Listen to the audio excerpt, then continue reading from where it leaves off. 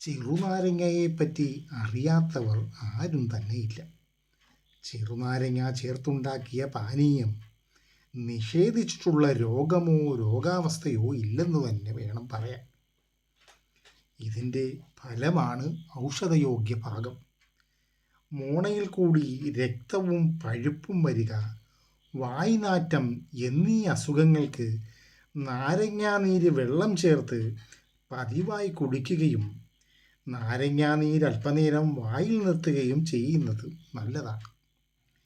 ദഹനക്കുറവ്, വിശപ്പില്ലായ്മ, ആഹാരത്തിന് രുചിയില്ലായ്മ ഇവയ്ക്ക് ആഹാരത്തിന് മുൻപ് നാരങ്ങാനീര് അല്പം പഞ്ചസാരയും ചേർത്ത് കഴിക്കുന്നത് നല്ലതാണ്. ഗന്ധകവും നാരങ്ങാനീരും കൂടി അരച്ച് പൊരികണ്ണിയിൽ പുരട്ടിയാൽ അത് മാറിക്കിട്ടും.